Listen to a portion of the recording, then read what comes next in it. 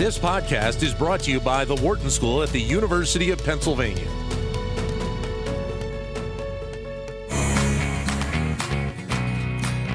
Time now for our weekly look at small business. Gene Marks, founder and CEO of the Marks Group, as well as a contributor to a variety of publications, joining us now. Gene, great to talk to you again. Hey, Dan, thanks for having me on. How have you been? I'm hanging in as much as I can, and obviously the news of schools here in Pennsylvania closed for the remainder of the year, maybe not a surprise. I think we're going to see that with a lot of schools across the country. So I'll start with that. These types of moves by schools being closed, we hear more and more of the potential of opening up businesses in May. How much do you think we could see that if we're seeing more and more schools closed for the remainder of the school year? Yeah, it certainly doesn't bode well, does it? I mean, schools themselves, I don't think anybody was surprised that they're going to be closing the schools through the end of the year.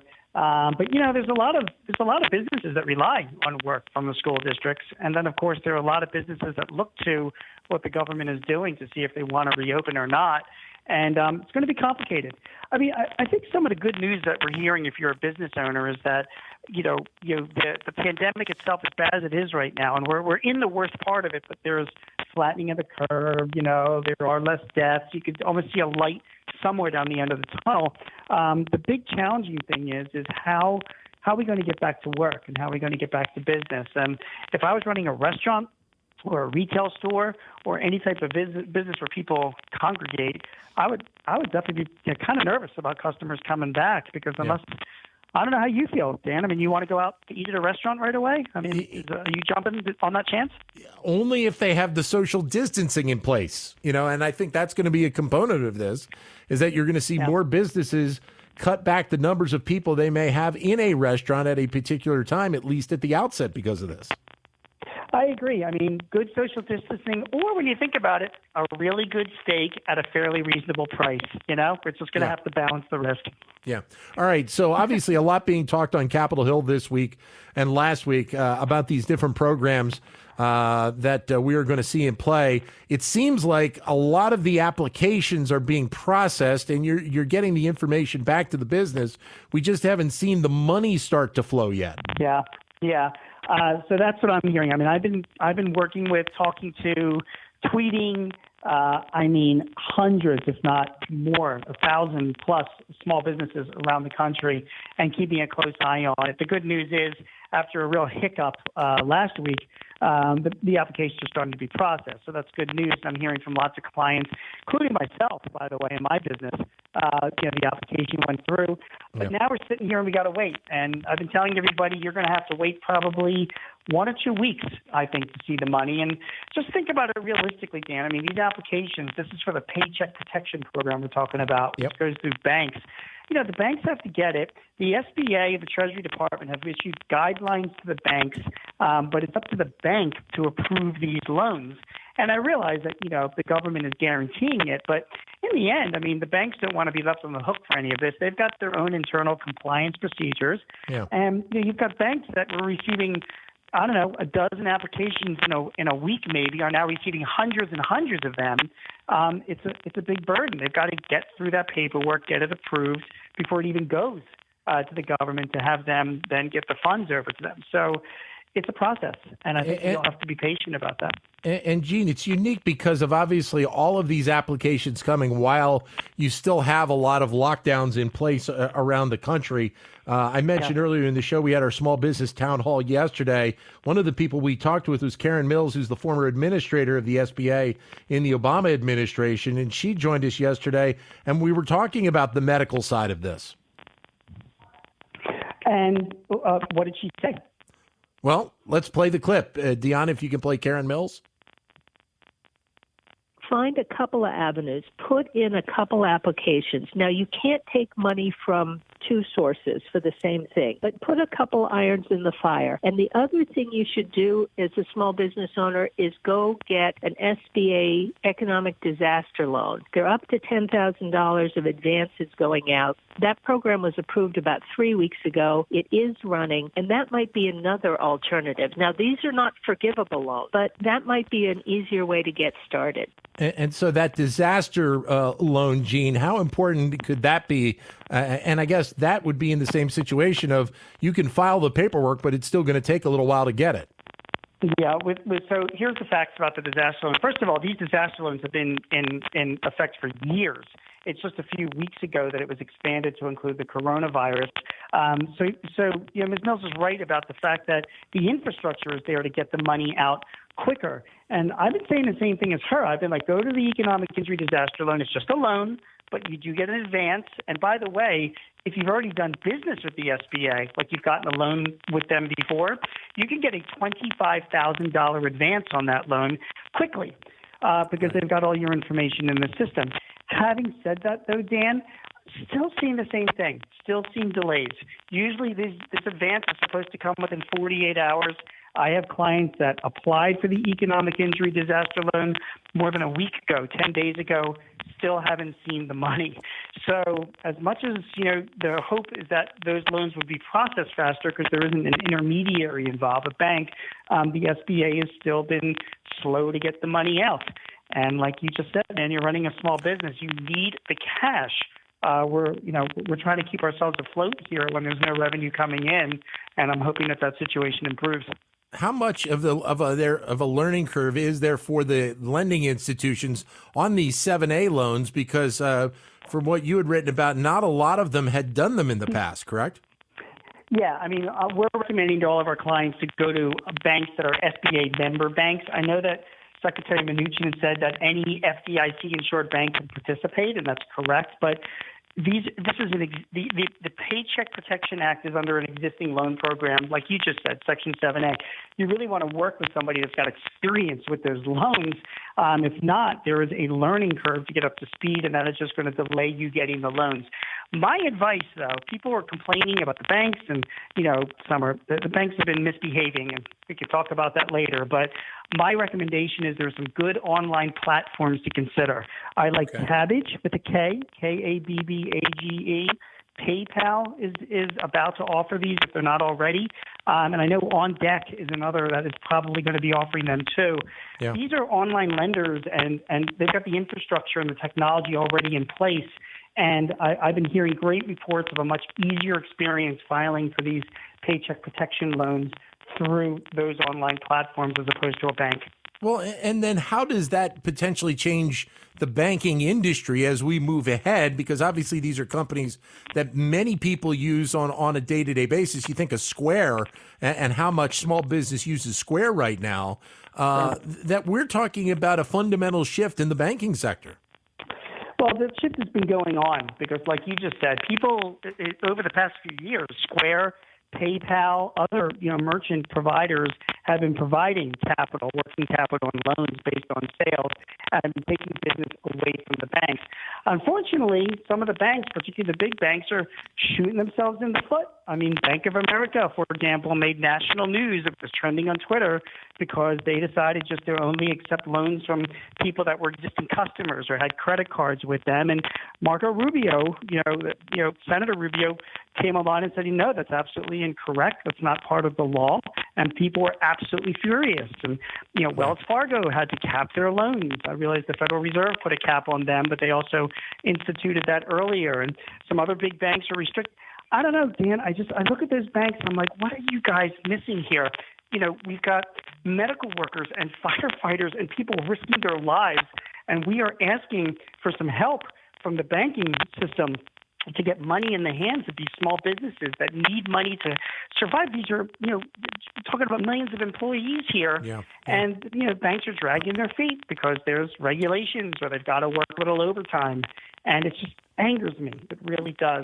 Having said that, some of the smaller banks have stepped up to the plate. There are some good community banks out there, independent banks that have been working overtime to serve their customers. And I think those are the banks that will be the winners through all of this. I think the larger banks, they have created a lot of ill will among small businesses because of their behavior this past week. And I think smaller banks are going to be the ones that are going to be taking a lot of market share from those big banks in the years to come.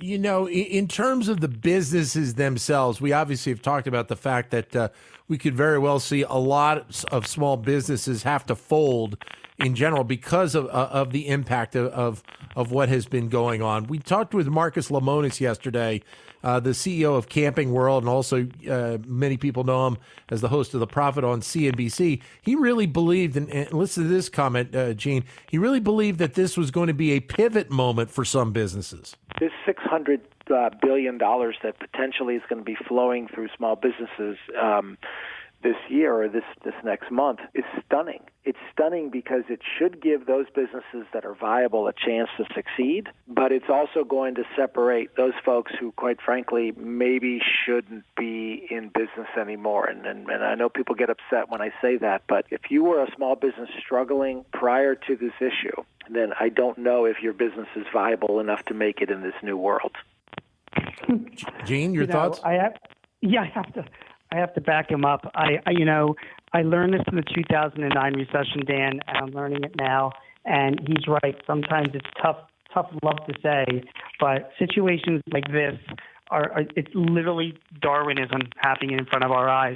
Yeah. In a booming economy, a lot of businesses sprout up and they're run by people that are able to run them because it's a booming economy. It's like they almost succeed just despite their best efforts.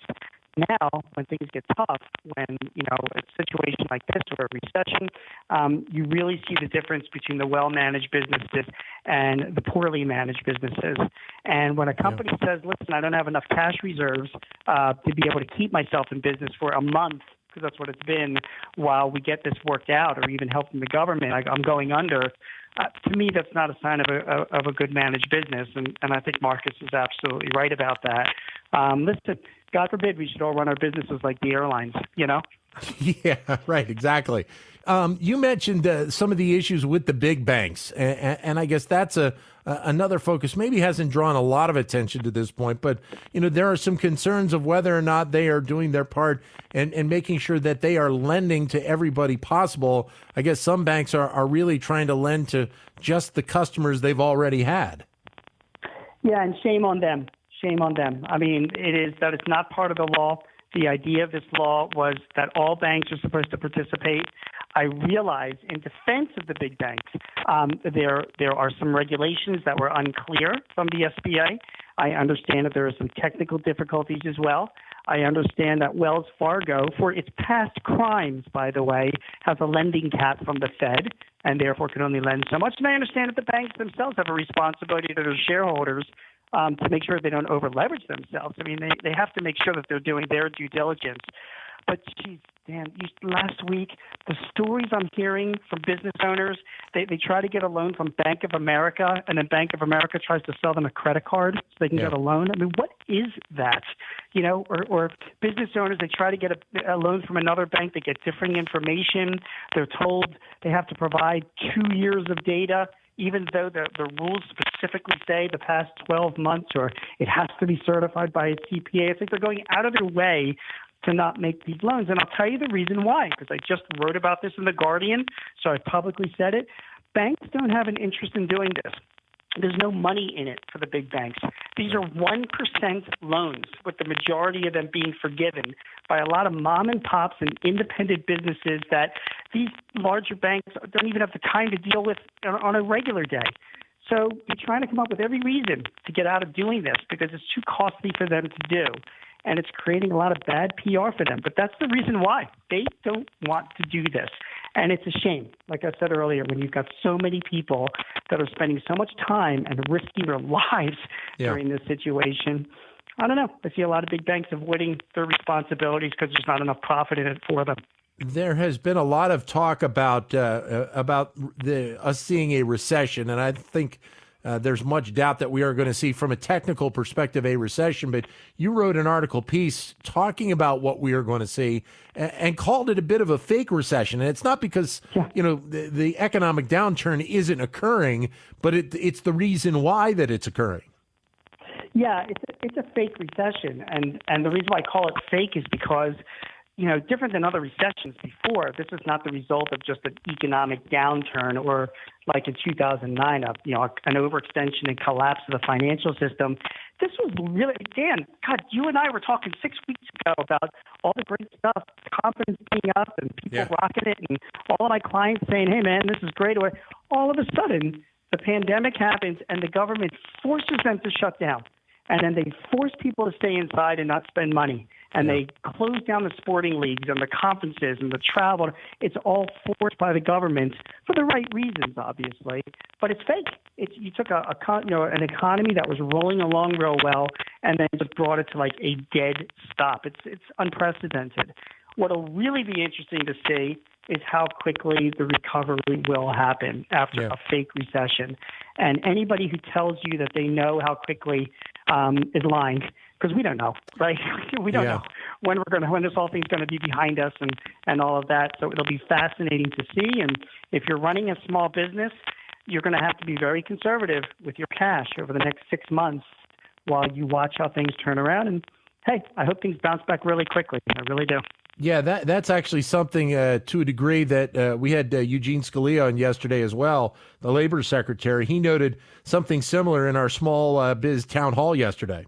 This is not a typical slowdown. It's been self-imposed, and it's purposefully short-term, completely different than 2008, 2009, and other slowdowns we've had. And I think as business looks forward, that should be kept in mind, and I see that as reason for optimism, that this was self-imposed but purposely short-term, coming off a very strong economy, where it was hard to find workers. Keep all those things in mind as you look forward. And so I guess then, Gene, the question is, because it was a purposeful shutdown because of the coronavirus, how much can we expect to see a bounce back? I mean, President Trump's talking about a big bounce back, but how much of a bounce back can we expect to see maybe the end of the second quarter of the year heading into the third quarter? I have no idea.